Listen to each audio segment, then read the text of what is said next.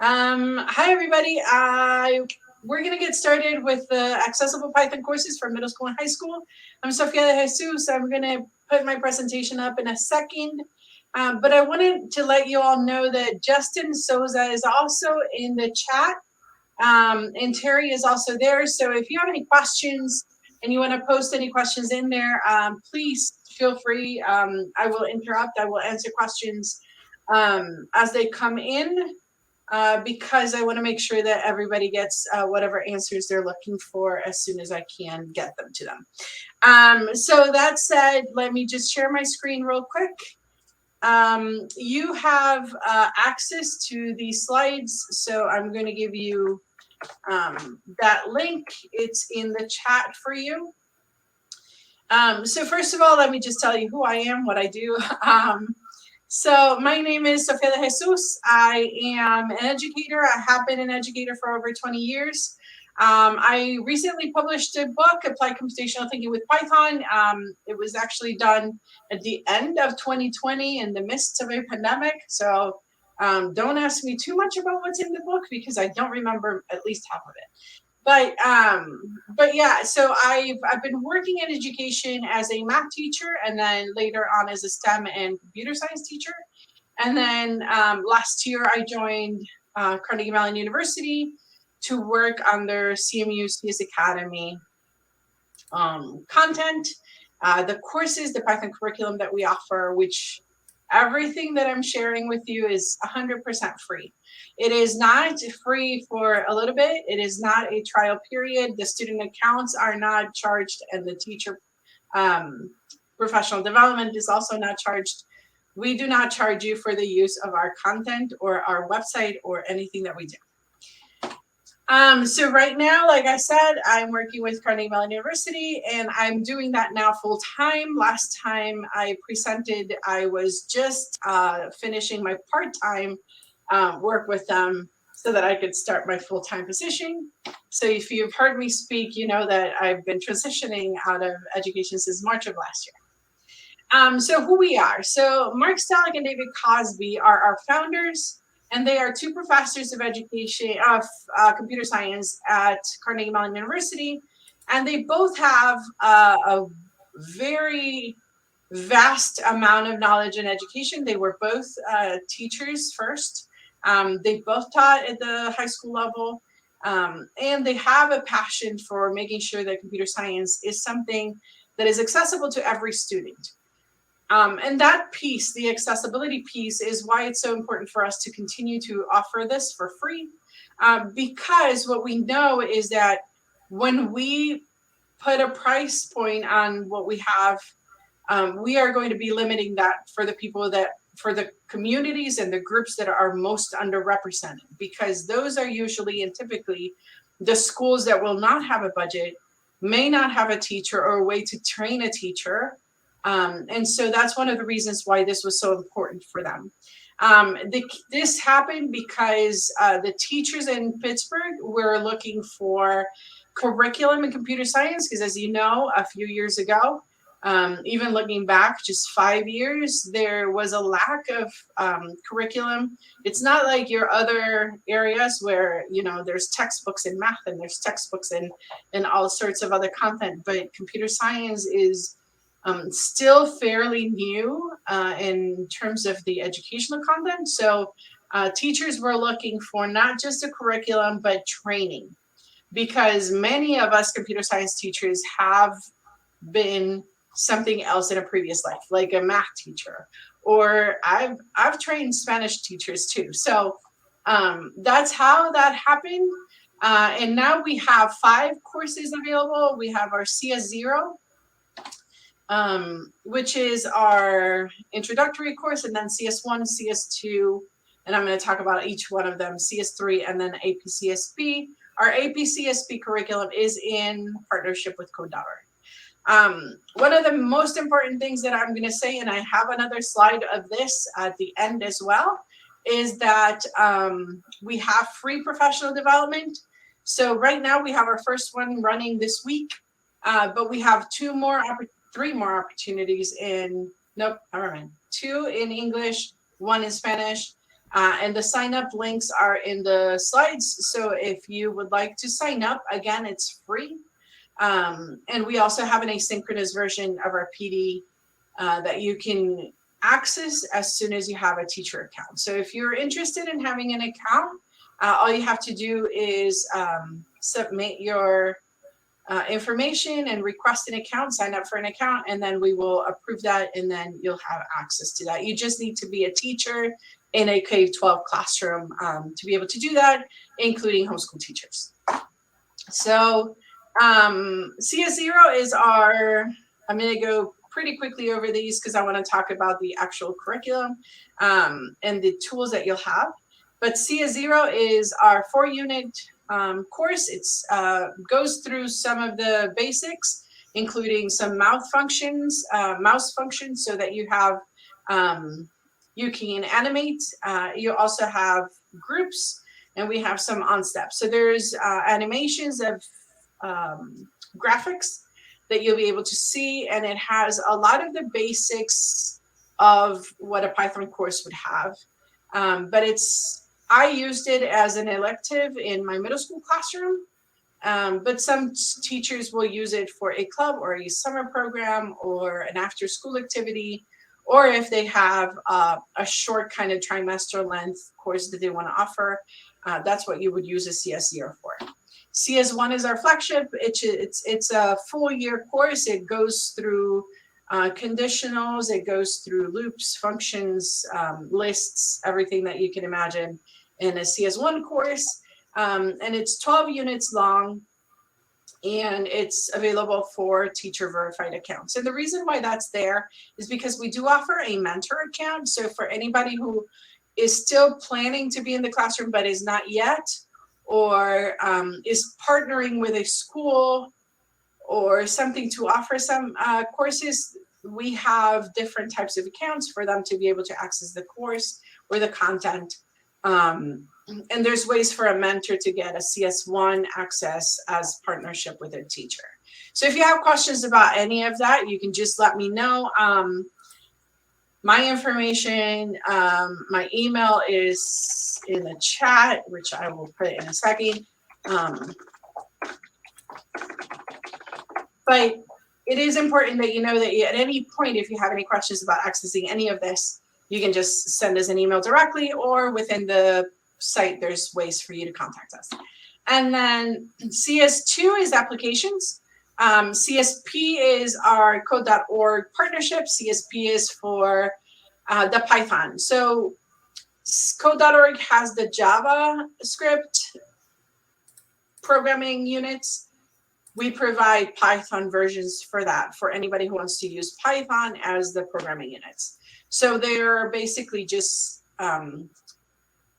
units to be modular into the code.org APCSP materials. So anybody who wants to use Python for programming, they can use our system for those units 3, 4, 5, and 7. And then CS2, like I was mentioning, is our applications. So it has various areas: art, science, music, math, data analysis, visualization. It has some simulation, some security, some artificial intelligence. So there's, it's modular, so that means that there are some units that are required or static, which are the introductory, and I think the third one, or the third, just so that students have the basics of what they're going to need for this. But this does have a prerequisite, which is CS1, because it does delve much deeper into computer science topics. So that's applications in CS. So that's CS2. And then CS3, we're entering the open pilot this year. It is a full year honors level course. So if you want to think about this course as parallel to what a student would take as a first year university course. So that again is on our second pilot. It is an open pilot, so anybody who wants to participate can let us know, and they can participate, and the content is available through our site. But again, it's a honors level course, so higher level than our CS1 or CS2. Some highlights of the curriculum, it's graphics based. So everything that they do is based on some graphics, which I will show you in a minute. And then browser based, so no downloads, although we do have a download available for our graphics package.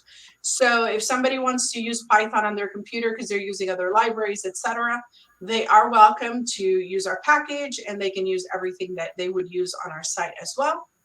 And then we have open assignments, our creative tasks, which are available at the end of each unit. And we also have collaborative tasks, which allow for students to work together. So that's where they can design together, they can work on the same editor.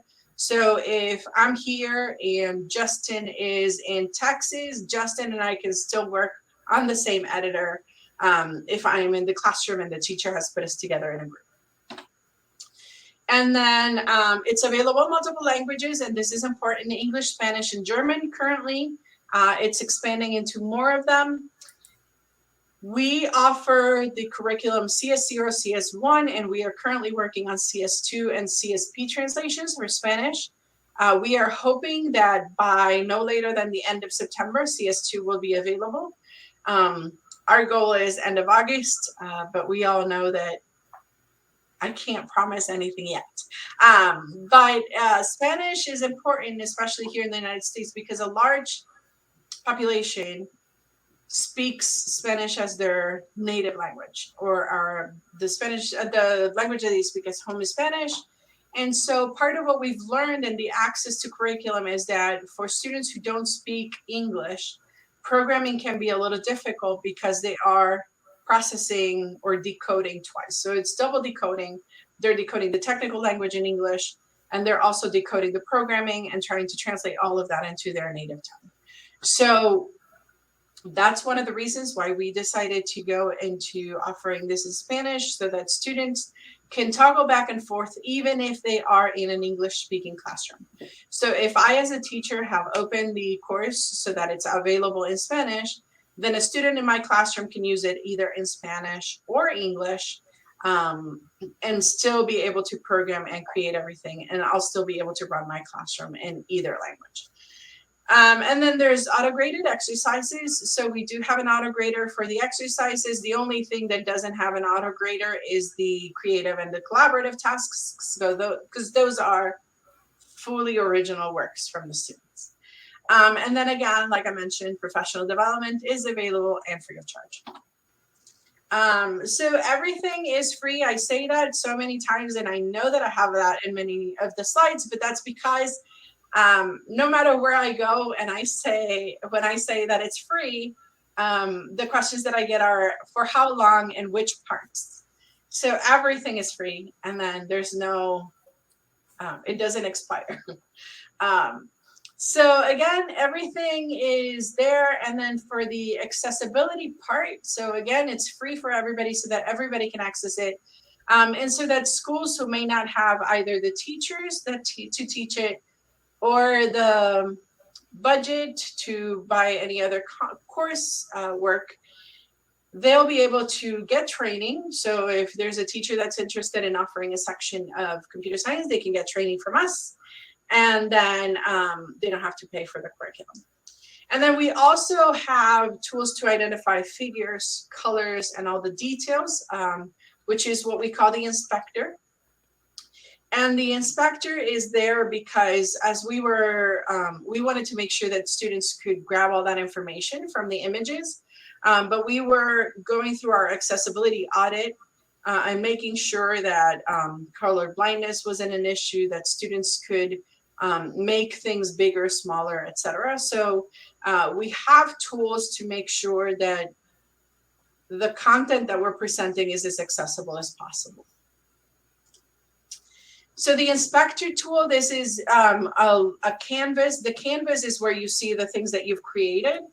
You'll see a little editor in a slide or two or three, but you can hover over things and it'll give you the information about that point. So you'll get information about some of the points, the rotation, if there's rotation in an animation. You'll get colors, you'll get opacity, roundness if it's a star. So there are different figures and there are different, what is this called? I'm going to say characteristics, but there's an actual word for this. But we have all of the different things that you can do for each figure. So for example, you can have borders, you can have opacity, you can have gradients. There's a lot of things for each of the figures. So all of that detail is given in sometimes in the comments of the exercise, but also the inspector will highlight some of that information so that the students are able to then use that information in their programming. And then the sizing. So when we go to the settings, and one of the reasons I'm doing this way, by the way, if anybody needs me to turn on, I believe that Hopin now has the closed captioning directly under your screen. But if anybody wants me to turn that on for everybody, I can do that with the presentation. And sorry, I didn't say that sooner. But in a minute, I can also share the screen with the actual site, since that's the closed captioning is now available for everything. And I say that because last time I had to, I couldn't get closed captioning for the other screens. So one of the things that is really important for visually impaired students, or for anybody, and for teachers, is the text size, letter width, and line spacing. So one of the issues as a computer science teacher is that I wasn't always teaching in the same room, for example. So my projectors would be different, my settings would be different, everything would be too small, too big, etc. So one of the good things about our site is that you can just go into the settings and quickly change the size for both the site and the editor. And like I said, I can share what that looks like later, but you can get a quick preview of the sizing changes that you have there, and then you can save your changes.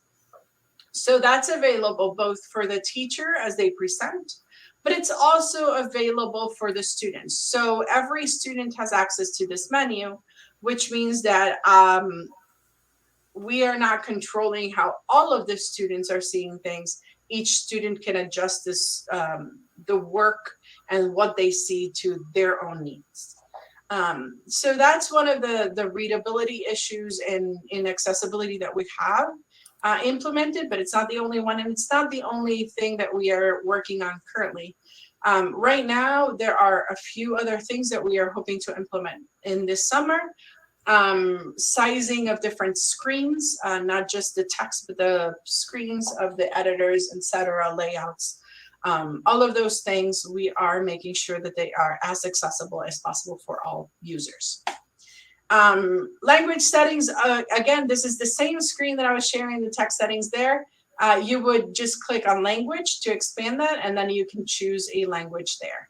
Teachers always have that in Spanish and English, but in order to allow for students to have that, when you create a classroom or at any point, you can also just go into the settings for each class and add the language options there.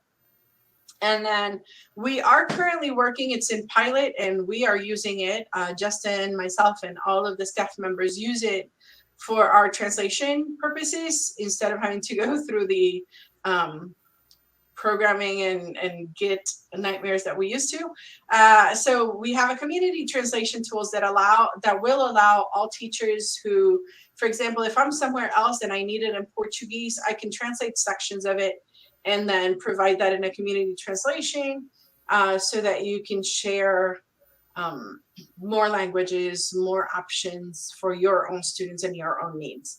So we are working on that community translation tool, and I do not know when it will be released for everybody, but I do know that it is available for all of us currently as we test it out.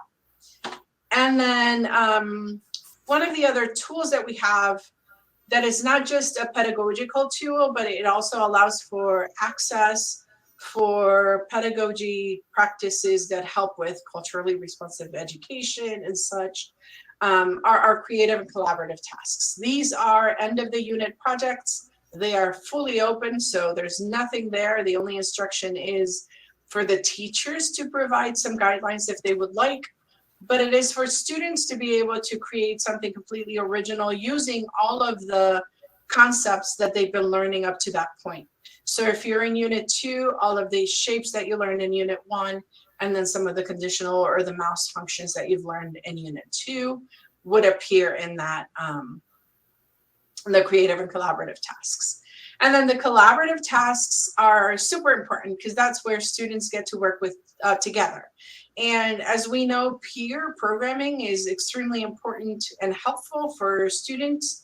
It allows for the collaboration piece, but it also is critical in their learning processes because for students, both who are highly achieving students, it allows them to pause and actually learn how to process that content, because we know that a lot of students who do well do it very quickly, and then the depth might not be built in. So having students pair together makes them process through the design what they're going to do, how they're going to break up the work that they do, but they can work together simultaneously in the same editor as well. So collaboration tools. This is a sample collaboration from one of my classrooms when I was teaching this. Excuse me. And one of the things that I will say is that it says that changes were made, and that's because I was anonymizing the student name. But each student, if I was able to scroll through this, there would be code breaks for each one of the students that would have commented on there. And they can create all sorts of things together, which in this case, they decided to create a scene from Sonic the Hedgehog.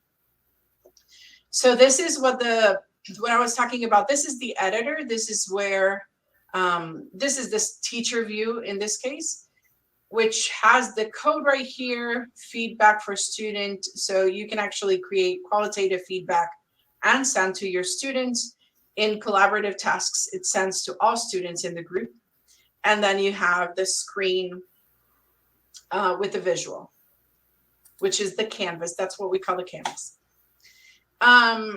So right now I'm going to go over the tools in the curriculum a little bit more in depth. But I wanted to make sure that in the slides you have access to the links that are important, which are the sandbox, which is available without an account. So you can create code and such, but if you don't sign in, it will not save. So make sure that you're signing in and saving. And you can just create a mentor account. Anybody can create a mentor account. If you have a classroom already, then you can just create a teacher account. And then if you wanted to just demo the classrooms and see like the student perspective, you're welcome to create a student account in my demo class.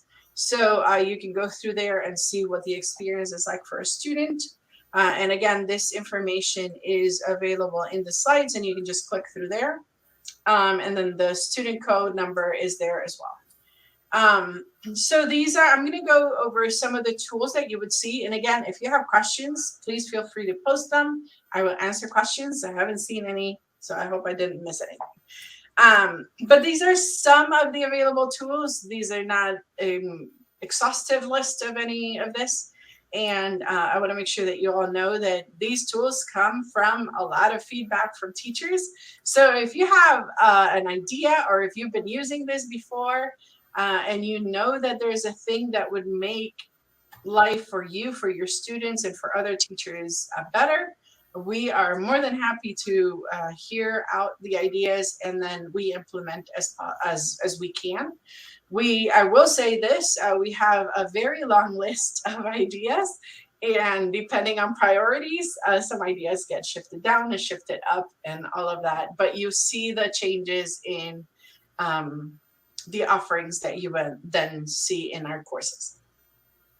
So some of the things are progress and gradebook. I'm going to show you what that looks like. The language selection. You can also add teachers. So for example, if you are in a school with multiple computer science teachers and you want to share some of the activities I used to do, for example, some warm-ups, So, and I would create those and then share with my students, which you have the ability to do as well. So if I wanted to share that with my teachers, or there's a new teacher that I want to share so that they can see what I've been doing, you can add them to your class. And then they have access not just to your files, but to your students' files and to your students' work. They can provide feedback as well, and so on. And then you can see student usage time. So that's another important thing for accessibility, because a lot of the times our students don't necessarily tell us when they're struggling, but we can visually see if a student has spent a certain amount of time on an item, compare that to our global statistics, and then maybe see like, oh, I probably should interfere and intervene here and help out and add some more context for this particular student. And then we have our resource tab. That includes course manuals, design documents, pacing guides. We have documents for design and rubrics. We have all sorts of things for you to be able to use in your classroom. So ability to add classes is, again, we don't have limitations. So if I want to add 20 different classes because I have 20 different sections, and I hope that's not true for any of you, you can add as many classes and in any course. So you can see here that I have different courses, and the additions are basically because they've been in different years. So we do update and refresh some of our content, mostly exercises, so that there's just to help with plagiarism. So we do take some of the items out and then replace them with new ones at the beginning of the school year, going by the US school year. And I have to say that because we have users all over the world. So the school year started at different spots. And then this is the main view of the progress and gradebook. So at a glance, you can see that a student skipped this item, which is normal because students don't have to do every single exercise that we have there. So a teacher can say, like, I want you to have 5 points.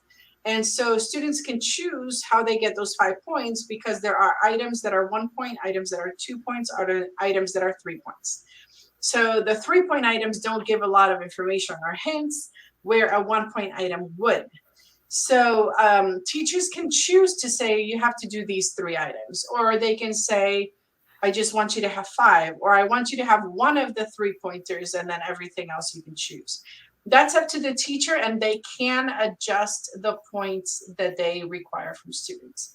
And then you get a check mark, or you get in progress, or something that's been submitted, resubmitted, not started, or skipped.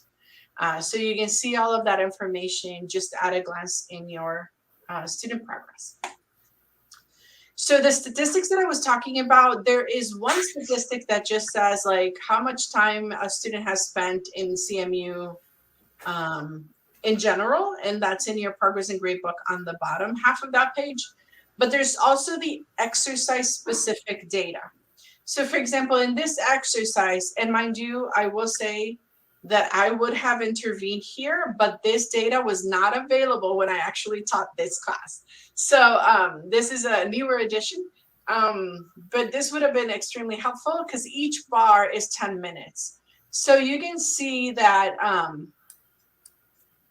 for most students in the global statistics, that item takes less than 10 minutes. But for one of my students, it took 34 minutes. So that's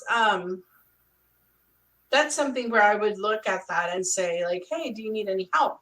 How can I support you? What's holding you up? Like, I can then provide more specific feedback and help to the students that may be struggling.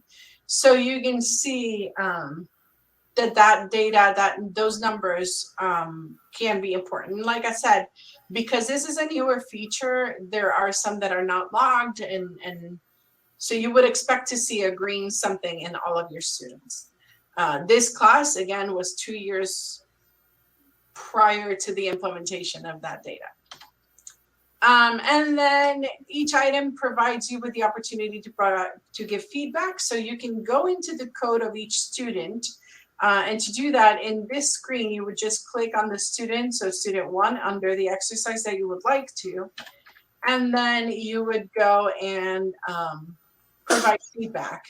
And so imagine that this had to be a different color instead of black. So I could go, hey, have you looked at the inspector and make sure that the color of the big circles is correct, or something of that nature, so that students have the ability to go back and fix whatever they need to, if that's something that you're requesting.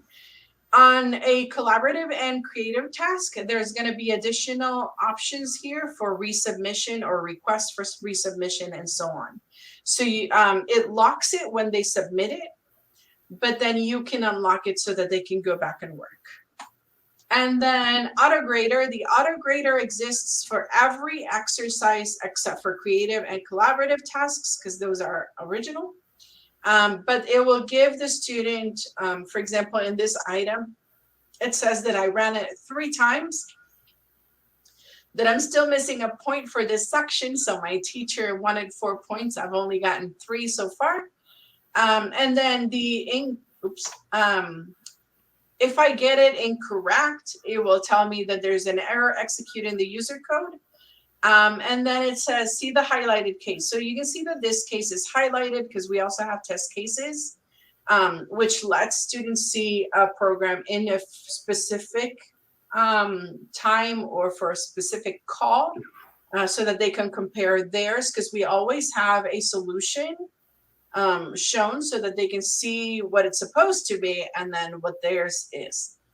But right now it just says there's an unterminated string literal, which means that something didn't finish, which if I look closely, I can see that on this line right here, midnight blue should have been in quotations, and it just is missing my quotation there.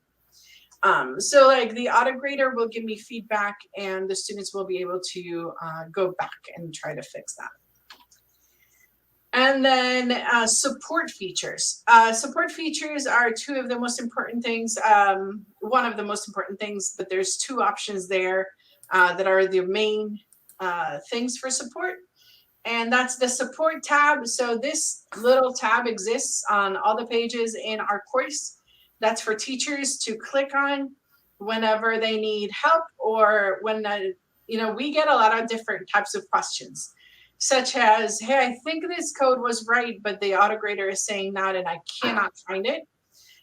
There's also my student is trying to do X. Here's the code they've come up with. What do you recommend? Do you have any recommendations? We do answer some of those questions. Our student team members, we have an entire staff team of student staff members, undergraduate students, and they help with our professional development and our support tickets. So they are excellent in providing a lot more depth into these are the things you can do and how.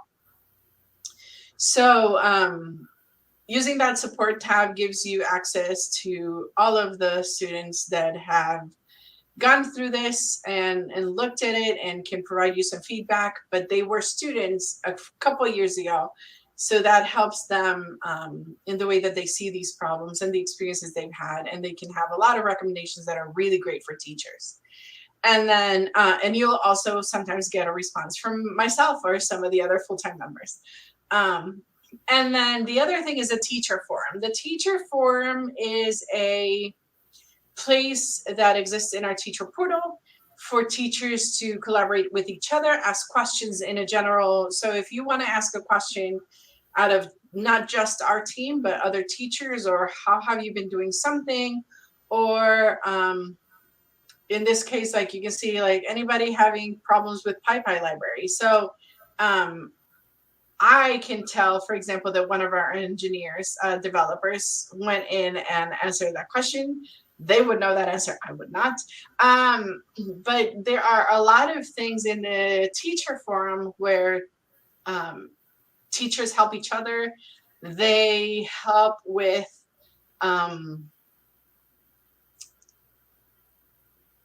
answering the questions, providing materials that they've created. So they share resources a lot in that form. And then the sandbox is a place where you can just create original things outside of your room. So this provides students the ability to test their code, save original projects that they're not using as creative tasks or that they're working on separately for some reason. The sandbox is also where I can create as a teacher content that I want to share with my students, and it's just a little drop down I can just share to my students. And then I, as a teacher, will have access to all of the saved projects in the sandbox for my students.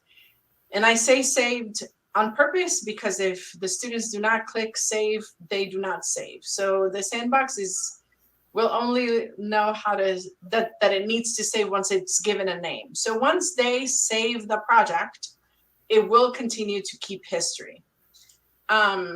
So the course layout, what that looks like when you're learning, when you're teaching this, you'll have lessons that look like this, and then your unit will look something like this, and that will have lessons listed, exercises, and the creative tasks. And that last one that's a little gray right there, that's your collaborative task. And one of the things that we are adding is that usually we used to have only one collaborative task at the end. We are going to be incorporating the ability to include more creative collaborative tasks. So if a teacher wants to do 3 collaborative tasks instead of 3 creative tasks or something, they can.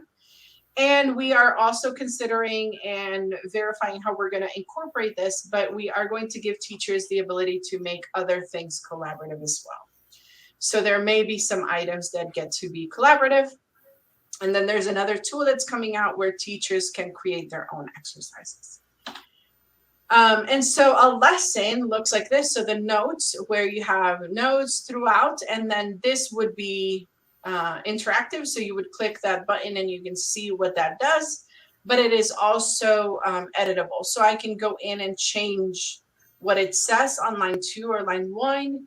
I can change the colors. I can change anything that I want within the notes, which is very helpful when I'm teaching as a teacher, is saying like, okay, try to test these numbers out. Tell me what you see. Tell me what that changes. What do you think that represents? And so on. So, and then there's checkpoints. So there's checkpoints. There's quizzes at the end of each unit. So there's all the assessment pieces that you would want and need. We prefer the creative tasks because they help the students process all that information, but there are quizzes as well. If anybody wants to use them, they're not required, but they are available. And there's a practice quiz and a unit quiz. And so I've been talking a lot about creative tasks and such, so I'm going to show a few. I'm not going to show the entire video, but you can watch it if you want to from the slides, because I think it's over 3 minutes, this one. But I want to show you what some of the creative tasks look like.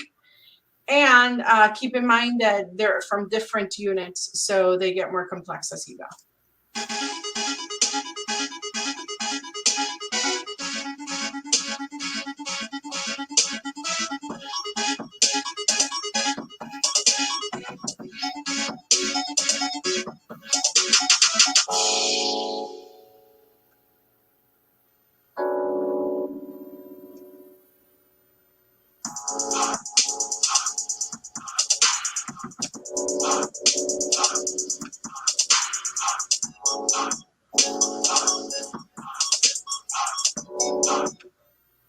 And I'm going to go to some of the later animations.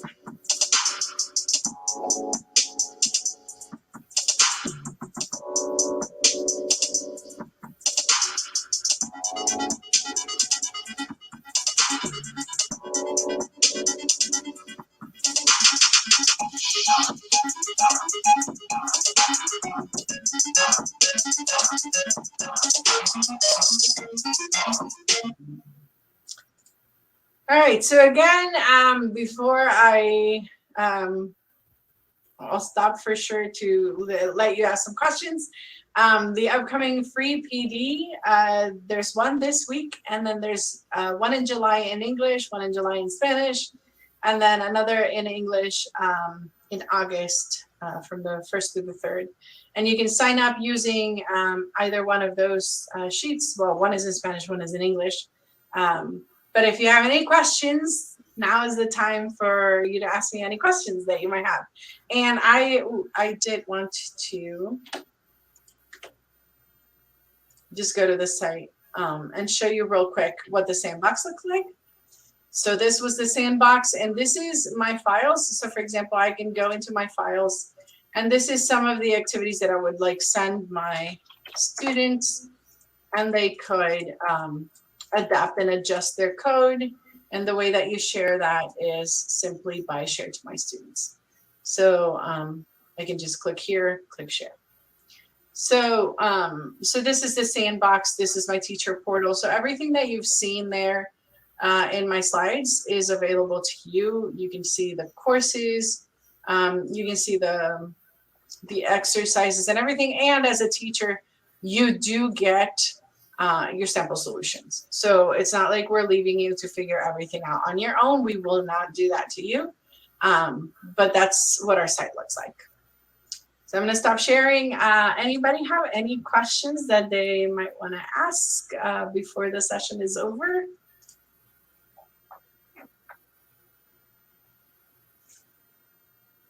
I was calculating about 15 minutes of questions. So. Hey, Sophia, can you post the link to your slides? Is that available? Yeah, I posted it on the chat. Let me just, I put it in the event instead of the session. There you go. Thank you. Oh, and Justin was kind enough to put also the forms for the PD signups.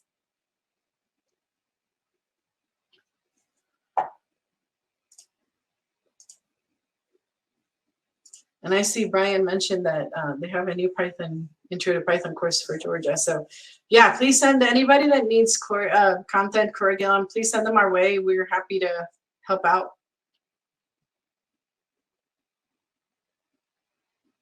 And I didn't mention this part, but I am I do all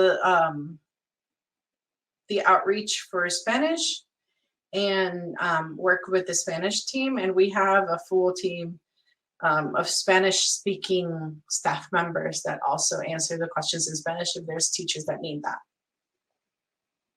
So if a teacher has a question from a student that's using it in Spanish and they don't know the answer, they can just send us a message and we will address that. That is awesome. Ariel, that's great that you're, it's scary in the beginning. At least it was for me. I started teaching CS when I was hired at a school and as a math teacher. And then the first day of school, they're like, oh, by the way, we're going to add a CS class. And that was my first day teaching CS. Nice little onboarding there. Yep. And that was 2012. And I've since published a book and everything. So it gets a little scary there in the beginning, but it's really great. Any more questions for Sophia? Yes, my email address. I forgot. I posted it. Apparently, I was in the event chat. So here it is.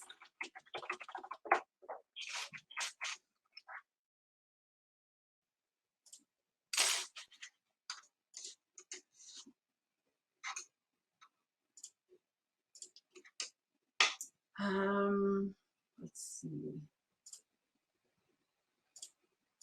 Thanks, Ariel. Also Twitter. I do have Twitter and we do have Twitter. So I'm going to give you both.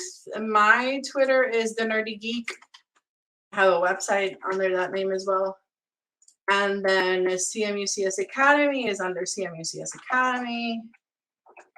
And we do post a lot of reminders in there. So make sure that you follow that. But we'll repost each other all the time. So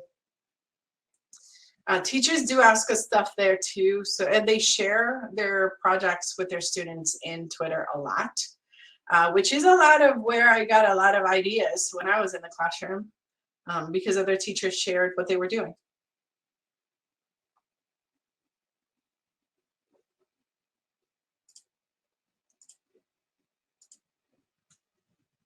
Any other questions, resources that I can share?